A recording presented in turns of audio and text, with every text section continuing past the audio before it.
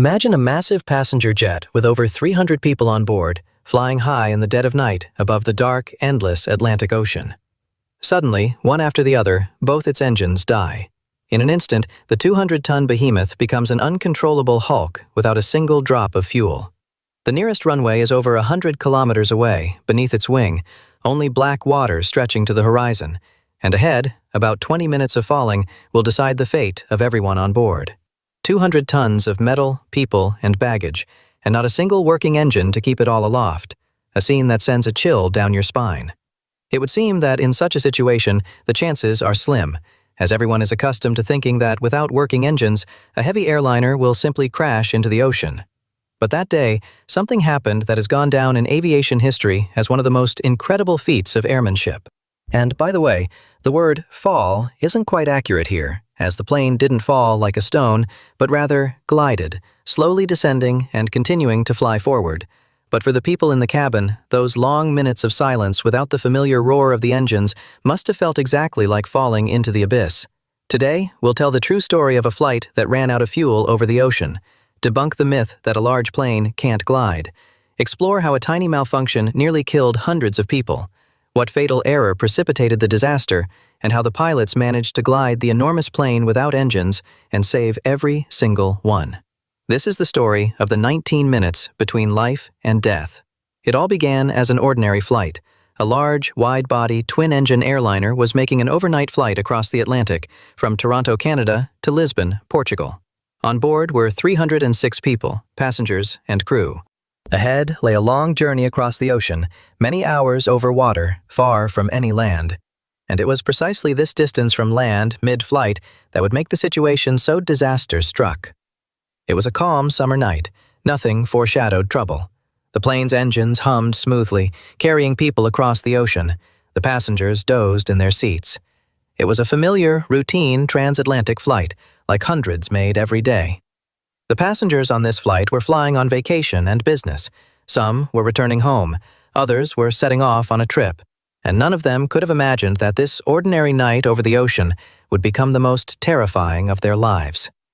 The airliner was a modern, reliable machine. Such aircraft are considered among the safest in the world. But lurking within one of its engines was a hidden threat no one on board even suspected. A threat that had been conceived on the ground, long before takeoff. To understand what went wrong, we need to go back to the aircraft's preparations for flight. Shortly before this flight, maintenance was performed on one of the plane's engines. Essentially, a different engine was installed. Replacing an aircraft engine is a complex and critical job, requiring everything to be perfectly aligned, as the lives of hundreds of people directly depend on its proper functioning. And here, a fatal error was made. During installation, parts that weren't quite right or fully compatible were used. This happened due to a combination of circumstances and haste. The right part wasn't on hand, so a similar but not identical one was installed, hoping the difference would be insignificant. However, in aviation, there are no trivial details, and this seemingly insignificant difference was the beginning of a chain of disasters. As a result, the fuel line and the adjacent hydraulic line ended up too close together and began rubbing against each other during flight. Imagine two pipes constantly touching and rubbing against each other as the engine vibrates. Over time, this friction inevitably wears through the metal. This is precisely what happened. Unnoticed, the fuel line began to wear through and develop a leak. This meant that, right in flight, over the ocean, the plane began leaking fuel. At first, the trickle was very small, but as the hole grew, the fuel flowed overboard faster and faster, while the engine continued to run, and the precious fuel, designed to last the entire long transoceanic flight, flowed into the night. With each passing minute, hundreds of kilograms of fuel were lost overboard, imperceptibly bringing closer that dreadful moment when the tanks would empty right in the middle of the ocean. The most insidious thing is that at first, no one noticed, because the leak was invisible from the cockpit, and the instruments initially didn't provide a clear picture of the disaster. Fuel was leaking somewhere outside, in the area of the engine under the wing, where the pilots simply couldn't look during flight, and the trouble could only be judged by indirect, not immediately obvious signs. The plane had been flying over the Atlantic for several hours when the first warning signs began to appear. First, the crew noticed strange readings related to the oil in the problematic engine, including unusual temperatures and pressures. These were unusual signs, which in themselves baffled the pilots, as such occurrences are rare. The pilots checked the documentation and discussed the readings, but the picture didn't add up. The numbers were strange and didn't match the malfunction patterns they were familiar with. Then the instruments showed something even more alarming: a fuel imbalance between the two tanks. The fuel in the tank on the side of the faulty engine was becoming increasingly low compared to the other. The pilots found themselves in a difficult situation. They were in the middle of the Atlantic Ocean, in the dead of night, hundreds of kilometers from any land, and were seeing incomprehensible, contradictory readings on their instruments. To make matters worse, in such a remote location, in the middle of the ocean, there was no one to quickly consult, and a decision had to be made quickly. Figuring out what exactly was going on was very difficult, because such a fuel leak in flight is an extremely rare occurrence, and at first the thought of it simply might not occur to you. And it was here that the fatal error that precipitated the disaster was made. Not recognizing that the imbalance was caused by a leak, the crew assumed it was a routine fuel imbalance and proceeded accordingly. To even out the imbalance, they opened the bypass valve and began pumping fuel from the healthy tank to the one on the side of the faulty engine, where it was low. The logic was clear. If one tank was low on fuel, they needed to top it up from the other. This would have been the procedure in most normal imbalance cases, and the instructions themselves prescribed exactly that. But the problem was that the fuel in that tank was depleted not because the engine was using it, but because it was leaking out through the leak. And by pumping precious fuel from the healthy tank into it, the pilots, without realizing it, were essentially dumping it into the ocean as well. A cruel paradox arose. An action that, according to the instructions, should have stabilized the situation, in this rare situation, had the opposite effect, opening a direct path overboard for the remaining fuel. Instead of saving the situation, this action only accelerated the fuel loss. The good fuel, which was still sufficient, was now also leaking overboard. It's difficult to blame the crew for this, as they acted strictly according to the instructions. It's just that the instructions themselves weren't designed for such a rare event, and detecting a leak in the middle of the night ocean from the meager instrument readings is incredibly difficult. Time was running out, and the fuel on board was dwindling with every minute. The full horror of the situation finally dawned on the crew. The fuel was disappearing at an alarming rate, and the cause wasn't consumption, but leakage. It became clear they would never make it to their destination, Lisbon.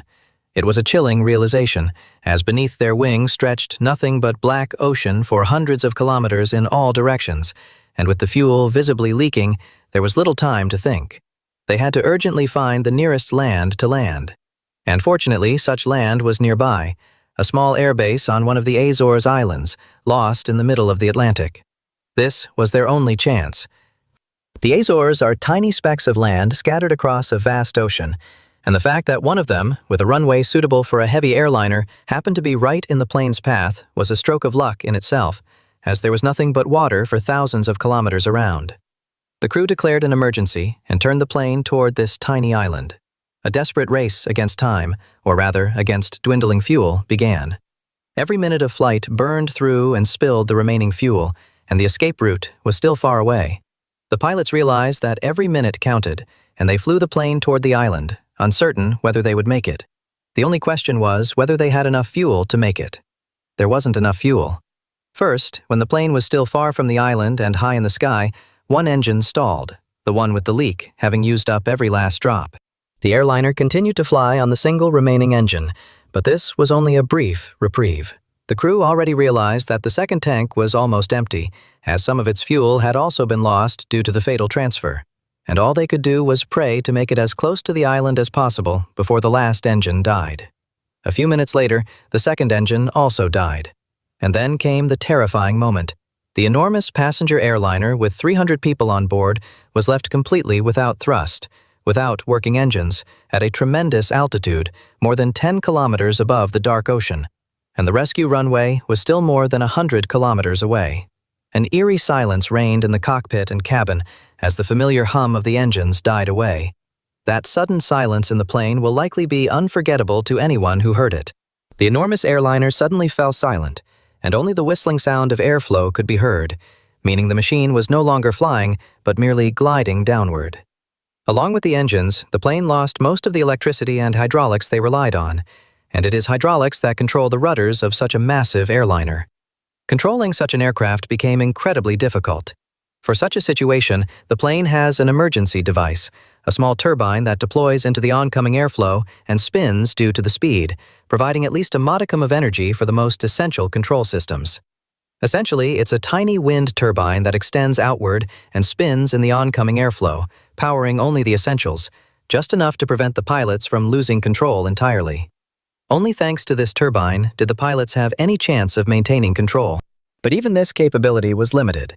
Many instruments went out, familiar systems didn't work, and the heavy airliner responded to the controls much worse than usual, since the controls were now powered only by this small turbine. And here's where the real crux begins, the reason this story has become legendary. Many believed that a heavy airliner without engines would simply plummet. But that's a myth. In fact, even a huge aircraft without thrust doesn't fall. It glides. That is, as it descends, it continues to fly forward, gliding through the air like a giant glider.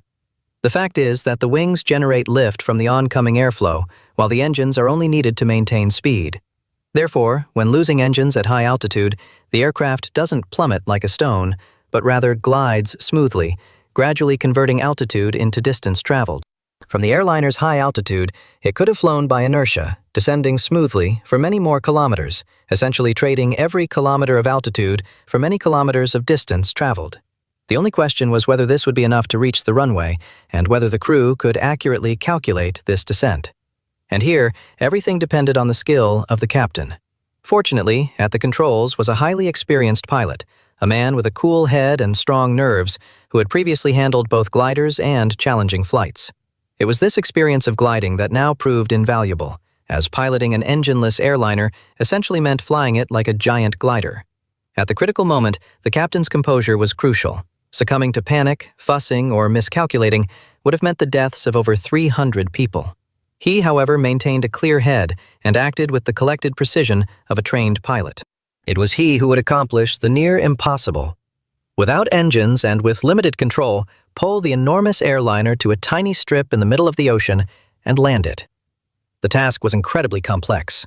On the one hand, it was impossible to descend too quickly, otherwise the plane would not reach the island and crash into the water. On the other hand, it turned out that the airliner was actually flying with a slight excess of altitude and speed, and during the landing approach, it risked overshooting the runway.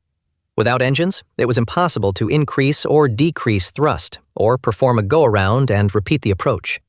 In a normal flight, if something goes wrong during the approach, the pilot simply increases the throttle, goes around, and repeats the approach. But here, such an approach was completely impossible, as there was nothing to add. There was only one chance. To reduce the excess altitude and speed, the captain resorted to a daring maneuver. He executed several sharp turns and even described a full circle in the air to lose altitude and precisely line up with the runway. Such turns on descent reduce altitude because the steeper the turn, the faster the plane loses it, and an experienced pilot uses this to spiral down the runway, shedding excess kilometers before the approach. But to accomplish this without engines, on a heavy gliding aircraft, at night, and in a single attempt, only a truly cool-headed and skilled person could. Imagine, without engines, on a multi-ton gliding aircraft, in the dark, the captain executes turns, calculating every move because he has no room for error. Each turn is a delicate calculation. Bank the plane just a little too hard or a little too long, and it will lose too much altitude and fall short. Bank too lightly, and it will approach the runway with excess altitude and overshoot, preventing a second approach. The captain performed all this, essentially manually, feeling the aircraft without the usual automated prompts. During those long minutes of descent, the passengers were prepared for an emergency landing, and the cabin was filled with terrible tension, with people taking defensive positions and praying. The flight attendants, unsure of how it would all end, tried to remain calm and prepared the passengers for the impact.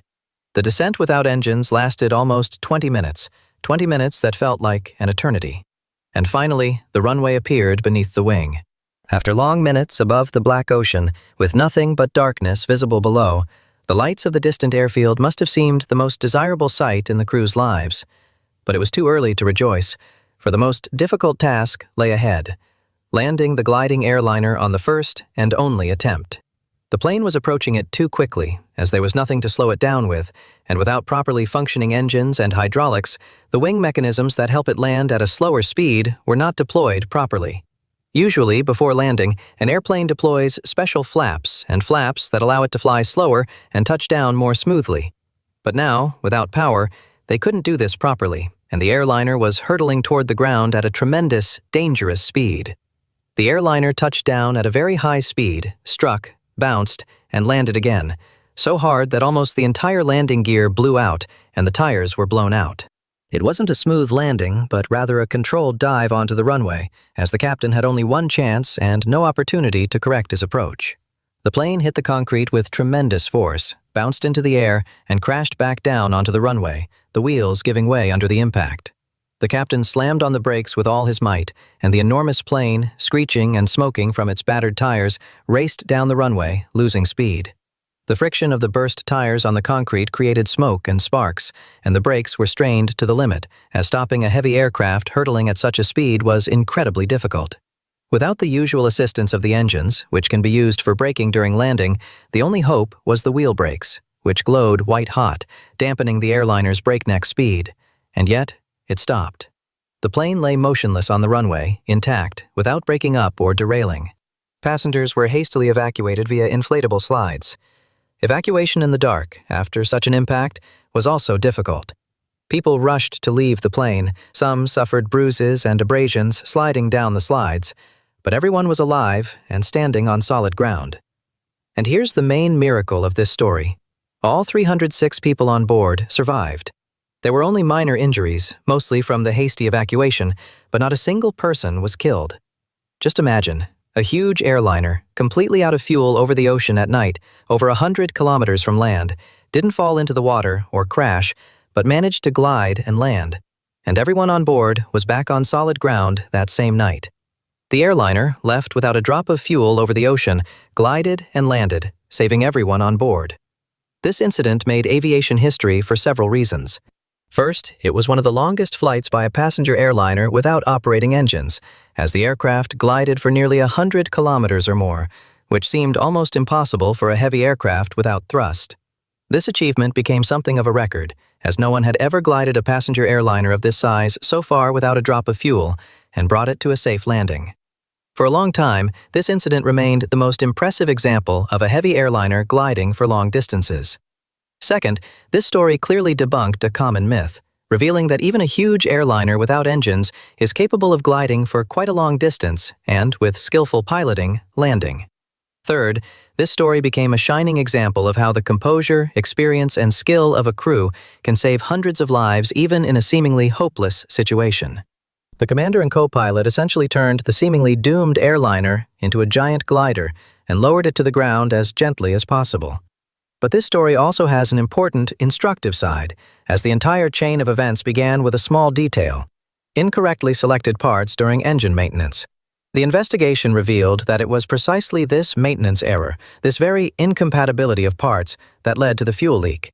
The situation was then exacerbated by the crew's error, who, failing to recognize the leak, began transferring fuel, unwittingly accelerating its loss. Investigators acknowledged that in this unprecedented situation, the crew acted according to existing instructions, and their greatest feat, saving the aircraft with a gliding landing, deserves the highest praise. Aviation learned significant lessons from this incident. More careful attention has been paid to the selection of parts during repairs, and crew instructions and training for fuel leaks have been revised to ensure pilots can recognize this rare but deadly situation in time and avoid repeating the fatal transfer error. This incident has become a common theme in pilot training around the world, serving as an example of both how dangerous a series of small mistakes can be and what a trained crew is capable of. Thus, a near tragedy helped make flying a little safer for all of us. So what does this amazing story teach us? First of all, how in aviation, and in life in general, a tiny, unnoticed detail can escalate into a huge disaster, and how one mistake leads to another, creating a deadly chain. Two tubes placed too close together, misreading instrument readings, and hundreds of people are one step away from death over the ocean at night. But this same story also demonstrates the opposite, that human intelligence, perseverance, and skill can turn even a nearly hopeless situation around. Where it seemed there was no chance, an experienced crew managed to find a way out and save everyone. And finally, this story forever dispelled the fear of many that engine failure in flight means imminent death. Because even a huge airliner can glide, and a well-trained crew knows what to do. In fact, modern aviation is designed so that pilots almost always have a reserve of options and time to act, and aircraft are much more resilient than a frightened passenger might think. 306 people narrowly escaped death in the middle of the ocean that night, but they returned home alive. For this, they owe a combination of fortunate circumstances and, above all, the courage and skill of the two pilots. Their names have entered aviation history, and the incident itself has become a textbook example of how professionalism can overcome seemingly hopeless circumstances. This story also teaches us another lesson. In aviation, every detail is taken seriously precisely because any little thing can lead to disaster, and each such incident is carefully analyzed to learn lessons and avoid repeating mistakes. After all, this is how, bit by bit, the high level of flight safety we've become accustomed to is achieved. If you found this story interesting, please like and subscribe to the channel. There are many more stories about dramatic events in the sky and on the ground to come. See you again soon.